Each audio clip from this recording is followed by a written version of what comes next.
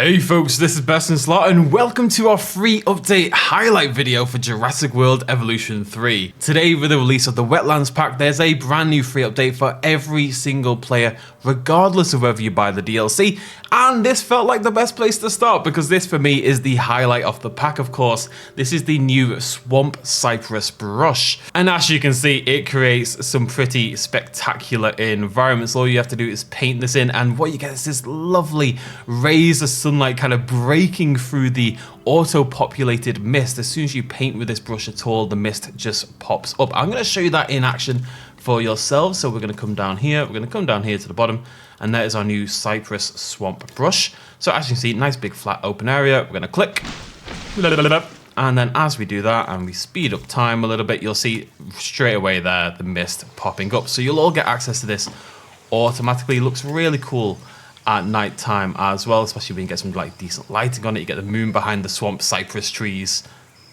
Oh, it's absolutely beautiful. The mist looks fantastic for screenshots and builds, so I'm very hopeful we get that again in more ways, because this swamp cypress brush is limited to just the temperate and tropical maps. So I'm building here on a temperate map, so I've got access, so you can't do this on your arid deserts, for example. However, whilst you won't have access to the mist, you can still make yourself a nice swampy cypress swamp, even if you're playing on other maps. So I've just put down some deep water here. We're going to search for swamp cypress specifically, and that should give us 5 new options. So we've got the knees, which are kind of like the base root there that's growing up, and we've got 2 different variants of that, as you can see, and these of course are scalable like everything else. And we've got 3 trees as well. So we've got Swamp Cypress 3, Swamp Cypress 2, don't know why they're both fun, and Swamp Cypress 1. So this is your big one, your medium one. We've got our Goldilocks thing going on yet again. And again, these are scalable, pretty cool Swamp Cypress trees. And you could build your own swamp, you know, really easily, as we tend to do. Now, of course, as I say, you won't get the mist, which is a shame. That's why I'm kind of advocating for the mist being a placeable item, so that we can have those misty forests no matter where we are. But it is nice and easy, at least, to hop in for a second and make your own sort of swamp. Of course, for a lot of you, the big highlight of this free update is not necessarily the Swamp Cypress, but instead is the returning DEINOCHEIRUS. Oh, sorry, it's a returning DEINOCHEIRUS. Thank you very much. So let's take a little look here. You see it's $1 million. It's an expensive, high appeal dinosaur, as you would expect. I believe we're not looking at anything in terms of the sexual dimorphism. As you can see here, they are the same. So Sonoran Desert, Death Valley, Great Sandy Desert, Champlain Valley, Salar del Huasco, Limpopo River, Killeen Mountains, Yukon River, Svalbard, Amazon Rainforest, Mangrove Forest, Gambia River Basin. And we've got our Rana pattern, very cool. We've got our Calcarana, we've got our Lithobates, our Pulcarana, our Papyrana, and our Pelophylax. We've seen all this before in the past game, so we're going to zoom through this. The new thing for the DEINOCHEIRUS, of course, is going to be the juveniles.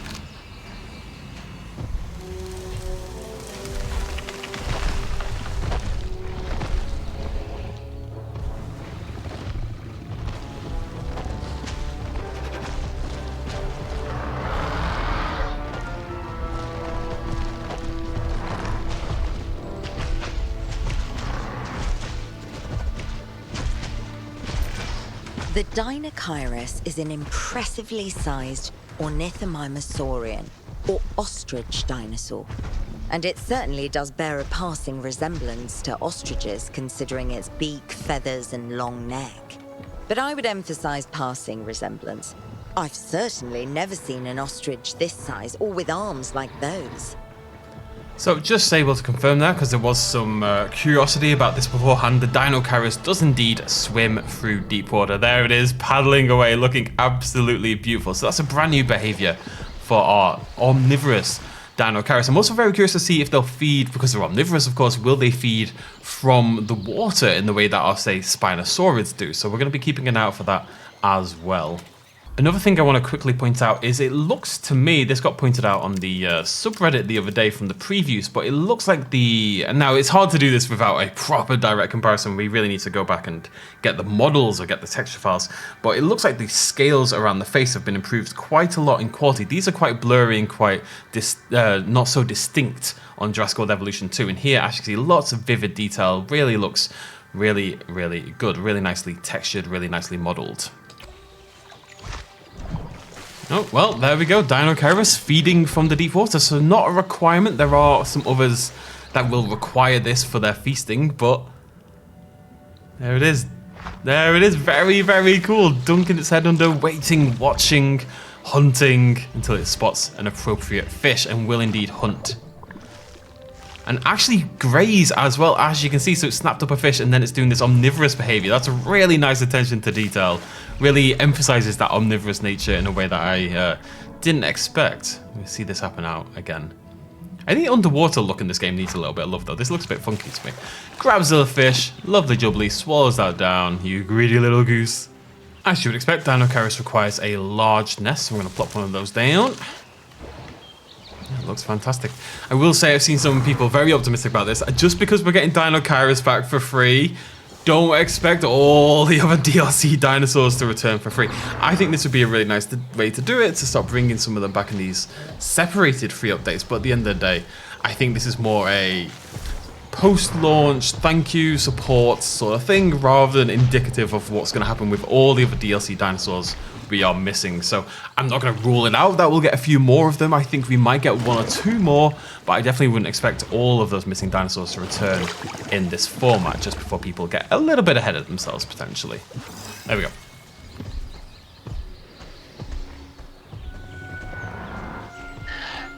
Oh.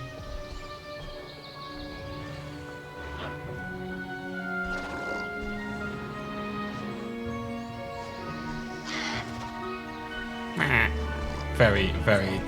Oh, my heart. Oh, no. Maybe my favorite juvenile dinosaur in the game, unironically. It's definitely up there on my list. I think it is absolutely adorable.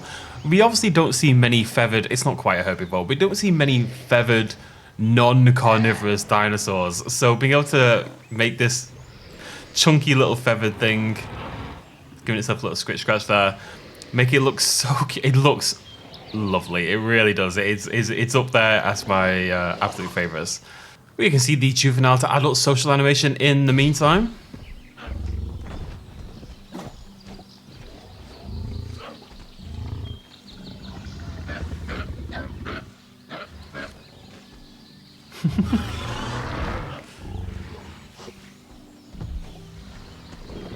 They look a bit funky because I had them in deep water a second ago. That's why its legs have gone a tiny bit crazy. So that's entirely my fault, and I will fix that in a second.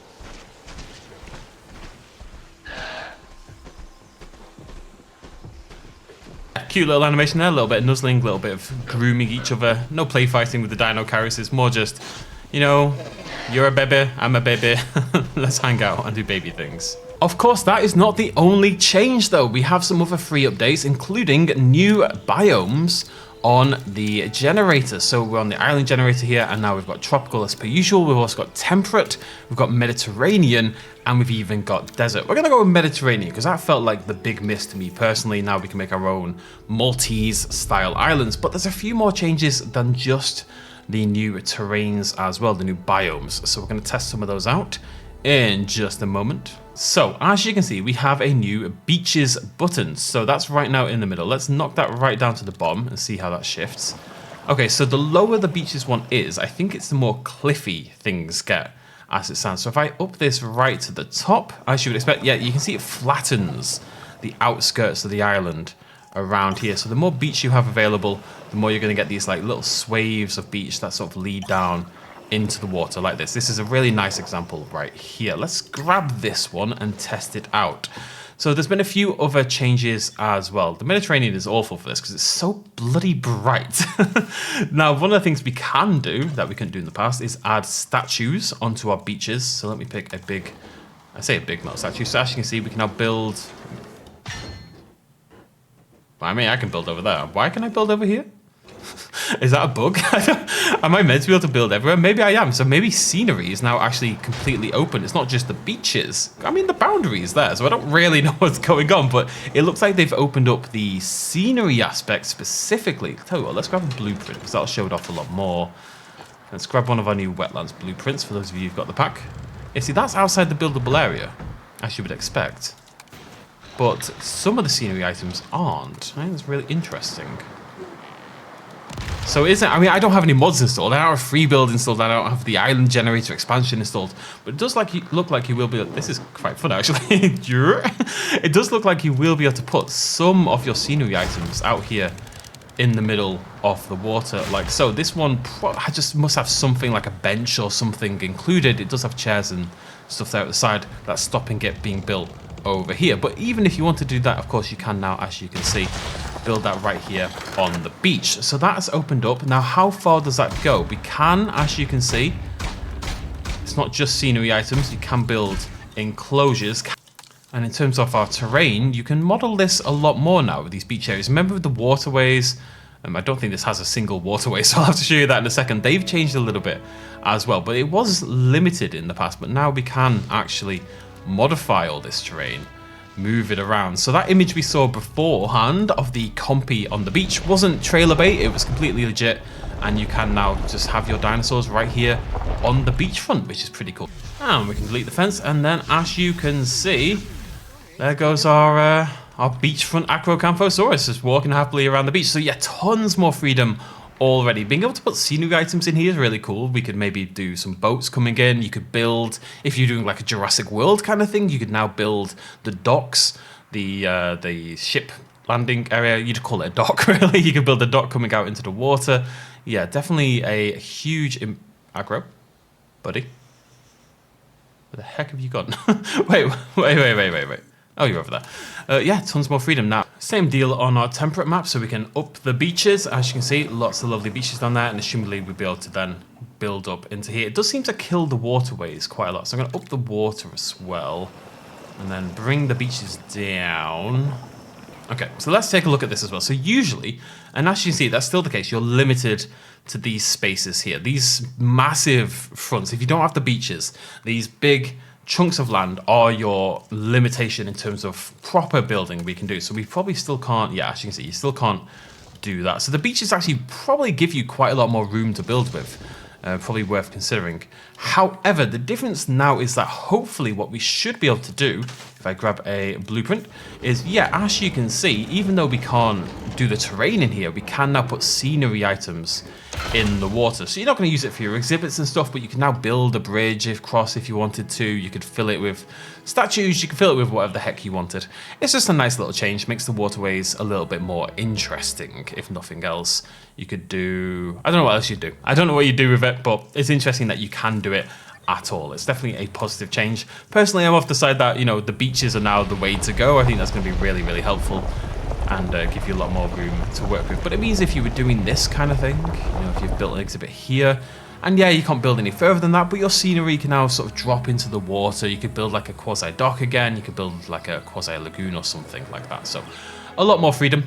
There's your new temperate version. Looks really pretty, and we'll show you the desert one as well. So our third and final of the new ones is the desert. Looks pretty cool, actually. I really like this idea of this big arid desert in the middle of the water. Let's get the beaches up. So again, yeah, this would give you all of this space here as building room. Tons more space to work with, and that flexibility to mess around with the terrain at the same time. So definitely a positive change. You can see if we do that, it kind of just adds the beach to the existing landmass. These tall landmasses aren't shifting. Usually you'd be stuck there. You wouldn't even be able to change the edges of them, right?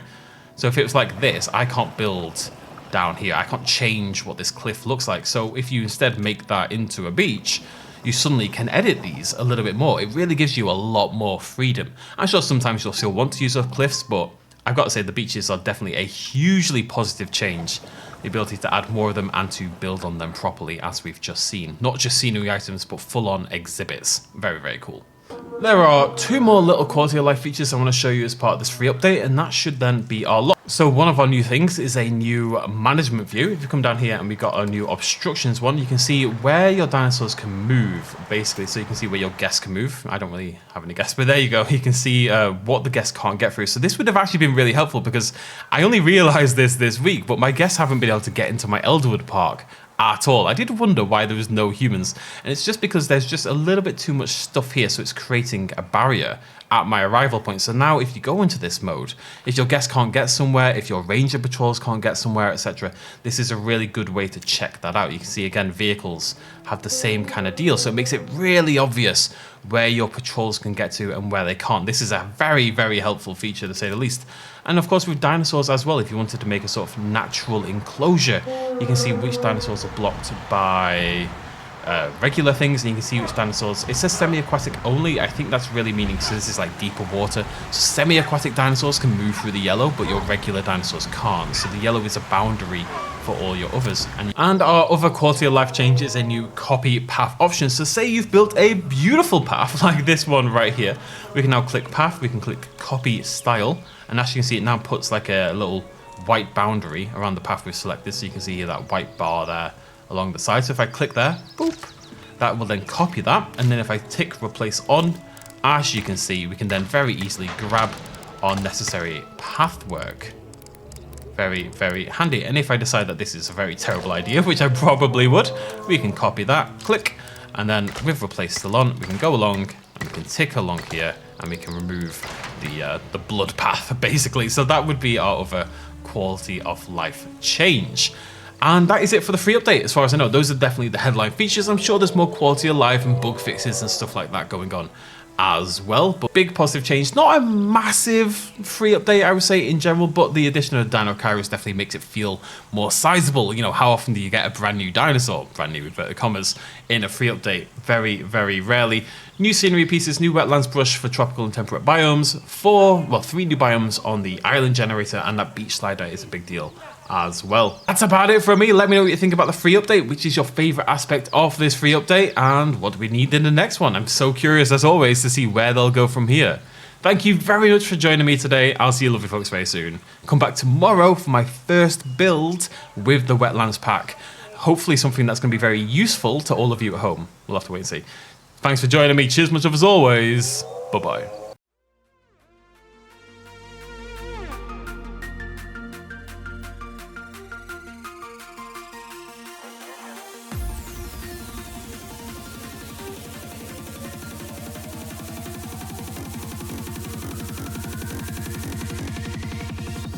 Road.